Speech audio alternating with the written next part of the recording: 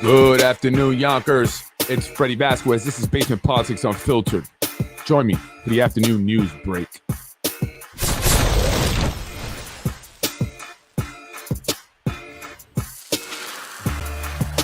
Good afternoon, Yonkers.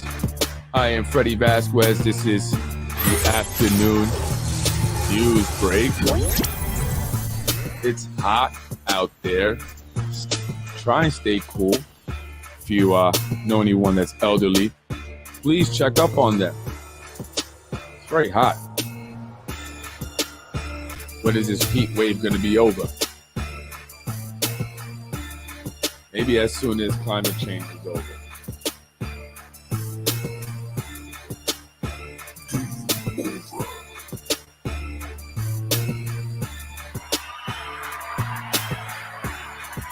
Please.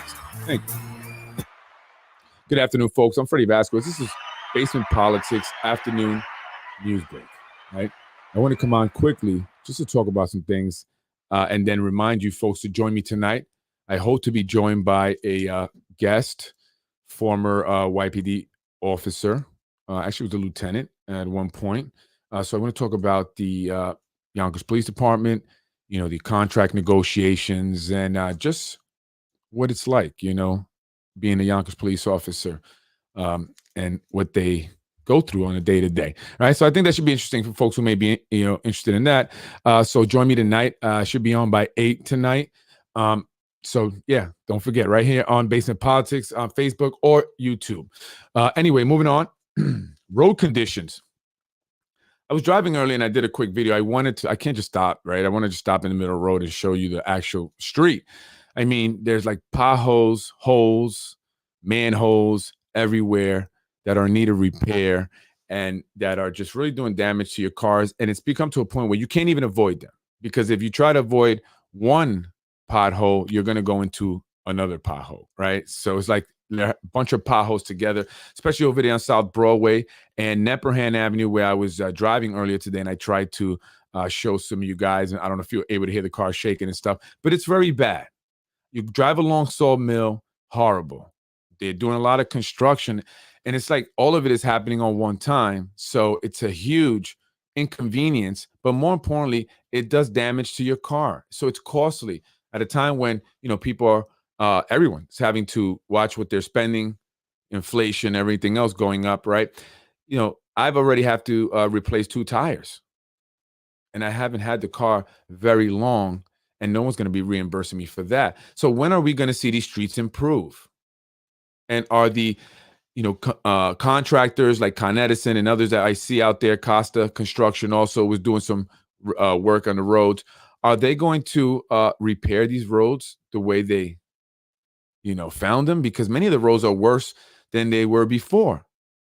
A lot of pipe work is being done and wiring, I guess, and stuff by Con Ed.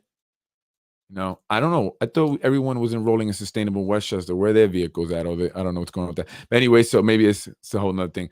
But yeah, so are these roads going to be fixed up? And then another problem is the detouring. I'm starting to see a lot of trucks now go down these narrow streets, detouring, trying to get to certain locations in Yonkers because roads are closed. And so today I saw another truck having difficulties navigating through narrow and winding streets here in Yonkers, just to avoid, to get around the street construction or the whatever was being done over there on Sawmill Road, where it's very bad. And it's causing people to, be delayed in getting to work or getting anywhere in Yonkers, adding at least 10, 15, sometimes 20 minutes to your commute. So when are we going to see this come to an end? What's going on? What are they doing? Right? Anyway, I want to move on because I'm going to be quick. School enrollment. I want to talk about that. I have an issue here. It's political, of course, right? We know that. But to hear it from a assistant superintendent says a lot. If a assistant superintendent says that the enrollment process here in the city of Yonkers is political, then what are they doing to ensure that it's no longer political? And I spoke about this yesterday in reference to the new school, the film school that's going to be, being built over there in the old Leak and Watts campus, where for anywhere from 300 to 600 students may be enrolled in this new magnet high school that will be partnered up with the Lionsgate and Syracuse, right? So is the enrollment going to be political for that? I mean, it's going to be a brand new school. It's going to have some cool things, be around cool things like the studios and Lionsgates and all that other stuff. It's going to have a partnership with Syracuse College, university for kids interested, although Syracuse is very expensive from what I hear, right? Is that going to be political? Will that be hard for most students to get into because of the politics, right? So we have to, watch out for that and keep people accountable. And we have to start speaking out, especially with this new school. If we notice that a lot of the kids that are going there are the kids of people who are connected, work in the city, or elected, then we have to speak up about that. And we have to assure that the process is fair. It's fair. And maybe they should do something where there's no names, right? It's put into something, no names. It's just a number like they do with the vouchers, the municipal housing. Maybe Wilson Kimball can, and Lakeisha Collins Bellamy could head that up. So that way to assure that, they're not picking, this person is related to Carmen Gomez Goldberg. Yeah, they're going to get into the film school. Oh, this person is related to Hector Lopez. Yeah, they're going to get into the film school. Oh, this person is related, That's how it goes here. It's very political. And it's also very political with how they place children in universal pre-Ks. There are parents out there that were placed in certain UPKs that only do half days, not being told about other UPKs that do full days and may not even charge the parents because the Yonkers Public Schools only gives them 2.5 hours free. Anything more than that, the parents have to come out of pocket. If they receive subsidies, then they'll get it paid through the government. But what about those that don't receive subsidies and say, you know what, I can only do the 2.5 hours that I get for free, and now I have to figure out someone to pick up my child after the 2.5 hours are done. And they didn't even know that there's an amazing place like Little Prodigies that will work with them and keep their kids till 3:00, from 7:30 till 3:30. Actually, 3:00, 7:30 to 3:00. But we do have an after-school program that goes after till 6 p.m. So if there's any parents out there, any parents, please let them know. Is your child placed in a UPK that only does half day and they have to pay out of pocket for the other, Little Prodigies? Because of my podcast, I'm sure it's affected my children, the placement of children into our UPK. Out of 21, they only assigned us 6 kids, right? But it's interesting because last year they assigned us 21. However, because of the Yonkers building department and their nonsense, we weren't able to take that contract. So we lost money there. I had to spend more money and lost building relationships with families and children in the community who were assigned to our school. And so now we're good to go and they assign us 6. And there's parents out there that need it. There's a need. There's a waiting list. I don't understand this. I'm confused here, Yonkers. Kathy Hochul's giving a lot more money for UPKs. And we work with parents. Because again, they're only given 2.5 hours free. So if you know a parent or parents that have a child and they just only could do 2.5 hours because they could only do it free and they can't afford additional time, refer them to Little Prodigies. We'll talk to them because not everyone receives subsidies, right? Or maybe they just don't like the place because they don't have to stay where they're at. That's another thing. They can change it, but they make it like you have to stay there. So they have their couple of UPKs that, the owners are connected. So they're full all the time. And people are forced there. So I'm not saying forced, maybe they are put there and they like it. I don't know. I'm not knocking it. But if they don't, they can change. And maybe they don't know that. Right. So I'm just, letting you know about the political process. And that's how it is with a lot of businesses. It's not just my UPK and daycare. Right. There's elected officials and people in the city of Yonkers that own businesses that get contracts. So, they go after Cater, this Quid Quo Pro, but they're doing a lot of it also.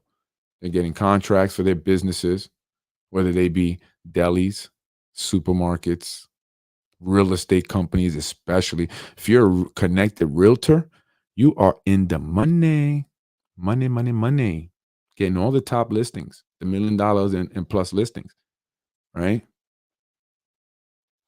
So, and if you're a connected business owner, then Sam Borrelia simply just cross out on the old C of O some stuff, make some initials, and then make the changes and then sign off. And you got a new C of O, permanent one, just like that, right? Just like that. It's that simple for some people. And that's not fair. That's a silly question. Down to the contract for the food of our kids eat in school are political. We have spoken up and have been ignored over the years. Yeah, I know. I know. But not everyone has been speaking up, and some people don't even realize it. Like when I was speaking to some people in the community over by the shop, right, even today, they have no clue what's happening there. They're not aware. But once I tell them, they're like, no, that can't be happening. What's going to happen with us? That's exactly what they say. And that's exactly my point, right? So we have to start speaking up about them. We have to start holding them accountable, right? If you keep trying to hold them accountable, there will be no children. Parents are unaware of their rights. Absolutely. Right. And I know you have, there's a Bill of Rights there. And actually I had that on my desk, not the other day, Parents Bill of Rights. Right. So, it's not a kosher. And so I'm going to keep going at it. So, at the end of the day, I'm not going to stop, and at the end of the day, what it does also is that it doesn't allow me to hire local, because I hire local. All of my staff is local. And so I have people that I'm not going to be able to hire until I can, work this out and get my place full, because I won't be able to afford it. I may not even be making any money probably, and whatever, as long as I don't lose money, right? But I definitely can't hire the people that I already, told I was going to be hiring.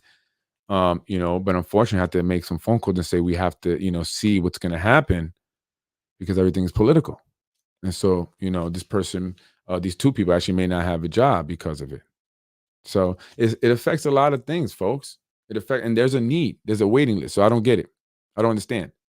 There should, we should be turning people down because we don't have any more space. It shouldn't be that, this is going on. But we're gonna keep going at it, dealing with the people we got to deal with and speaking out about it. Again, it's really says something when an assistant superintendent says that enrollment process is political. Right? They acknowledge it. So what are you going to do about it? Right? That's crazy. Anyway, 44 Hudson Street, where I was at earlier today, I was talking to an individual who his mother lives at 47 Riverdale there, and she relies on the shop. Right, I was saying I'm hearing that it may become a Whole Food, and he was like, "No, he actually lives in one of the waterfront apartments, and he's just like so tiny and stuff like that, and it's getting crowded." He was even saying, but I said, "Yeah, it's going to be a big 25-story building going up there." I explained to him how that process was, and this is another thing, right? Like you can't give me a C of O, right? but if you want a 25-story building going up in an area where the zoning doesn't allow it, it still happens, right? I mean, look at what was done. You remove individuals, the senior members of the zoning board, and then appoint children of real estate investors who are just going to approve everything. And then you got Wilson Kimball, who's now going to be heading it all up, and that got approved. So they're building that 25-story building right next to that YMCA behind the shop, right, which we're hearing may become a Whole Foods. And then they're going to be putting 10 to 12 more studios. They're building 10 to 12 more studios. Two of the studios will be the largest on the eastern seaboard. Then you're going to have on the east side over there, MGM Casino, Grand Casino with hotels, like Hard Rock type of thing. So imagine the traffic. And it's not just the traffic from the people living in Yonkers now, but the traffic from people coming to Yonkers to come gamble, to stay in those hotels and gamble. And if Layla Goring gets her way, down by the JFK Marina, they'll put up this big, huge venue, although she is going to include a 22 marina, with 22 slips, I should say, marina for yachts. So maybe people won't drive in. They'll come in on their yachts over on that side. So it's going to be super crowded. super crowded with people from Yonkers and people who don't live in Yonkers. And I would imagine that all the people that are going to work at MGM Grand are going to be people who once lived in Yonkers but had to move out because of, they were priced out, but they have their job there at the casino. So now they're, taking public transportation or driving to their jobs. That's what I see. Right. So it's going to be a huge entertainment area over there on the east side for you guys. And I bet a lot of people that's going to be selling homes, they're probably going to be buying them up and, and just expanding that stuff right there. So, I wanted to, just put it out there. I mean, these are large buildings and they're doing this development, and this is a planned thing where they're really just intentionally, removing certain people out. I said it's going to be like a luxury Monsi, right? A lot of the developers are wealthy Israeli men. The 44 Hudson is the project of a 44-year-old, I believe, or maybe he's older actually. I'm sorry, maybe he's older. Now 60-something, 64-year-old Canadian Israeli billionaire, very wealthy man, and he's putting up that 44 Hudson Street. So it got approved by any means necessary. So I'm sure he spent some side money there to make sure that happened. And so I'm wondering, is that entire waterfront area going to just, kind of be completely different? It's going to be maybe mostly Jewish, right? You have Bronx, Riverdale section that's borders the southwestern part of Yonkers, and that can just be an extension, right? It's like Muncie, and I don't know if you guys know anything about Muncie up in Rockland County, where a large Jewish community there, started buying up homes and getting other people out, and now it's just mostly Jewish people. And I know I had a client who had a home, and she was a Hispanic woman, and like the only, right in between every other one was Jewish, and she kept saying that people, they would come up, Jewish investors would come up and say, hey, you want to sell your home? You want to sell your home? And she didn't want to sell, but they even came up while I was there with her once. I did the repairs. Her home was damaged by fire, and so they, Jewish are known for keeping, their communities, mostly, with Jewish people, right? And I actually never really knocked them for that. I always thought that was a good thing in the way that they helped each other, because sometimes, growing up as a Hispanic, I used to see a lot of us fighting each other. I'm like, why are we always fighting each other? We need to get together, and that's how we build. Right.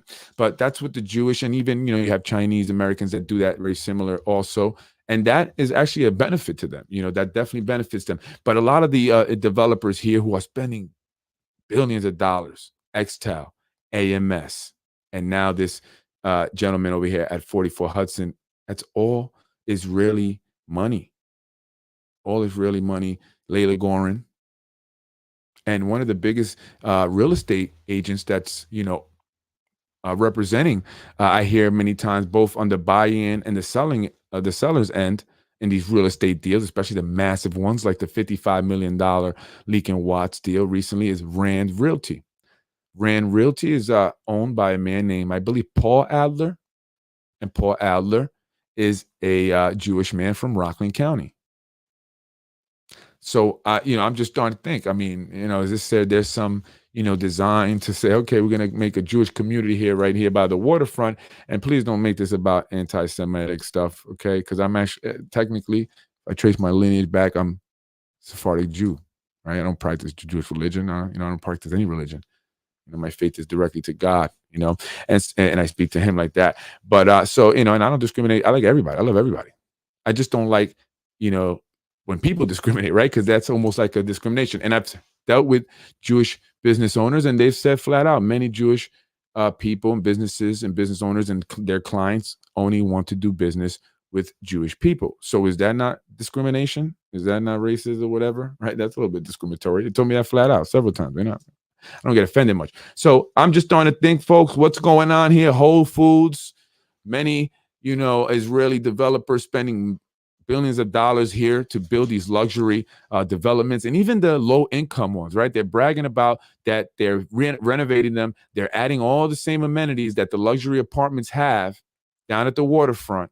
But is that because eventually one day down the line, they're going to go market rate, and they're going to be the apartments that go to the people who necessarily can't afford the waterfront apartments, but, have a little bit of money to spend, and they can afford those. They got the same amenities.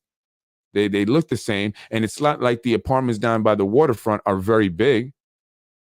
You know, they're 500 and 700 square feet of box apartments, right? You can take a shower and cook your dinner while sitting at your dining room table reading the newspaper at the same time and go to sleep, actually, right? That's how big they are. But I'm wondering if that's what's going to happen. And that's a bait and switch tactic that's been done many, many times before, right? That is why these individuals have both a nonprofit and a for-profit company. So I just want to put it out there. All right. I got to talk about it. You know, people don't like to touch on these subjects because they're scared about being called some kind of racist or anti-Semite. It's not that. It's not that. It's just, you know, happened in Muncie. It happens a lot of places, right? You know, people build their communities there. They welcome, you know, mostly people of their religion or race or whatever and stuff like that. And, you know, and that's, look at Riverdale in the Bronx. I mean, there's not very many people that are not Jewish that live there, though they do, but they, you know, pretty quiet. They don't, you know, they don't make way, you know, they don't create noise. They don't change the way things are because it's kept very much that way. And so you're going to have this walkway that's going to go past Riverdale along the waterfront in the Bronx, up through Southwest Yonkers, all the way up, you know, Hastings, Dobbs Ferry, Ardsley, Irvington, all the way up with a bunch of beautiful different things as you go through each place, right? Like in Yonkers, you'll have the Layla Gorin, you know, big entertainment waterfront venue, right? And then the 2.5 acre park by Ludlow waterfront. And then you'll have up further up, going up to Peekskill and stuff, you'll have a bunch of other nice things. So, you know, they plan to have that going all the way up to Albany. That was planned for 20 years now.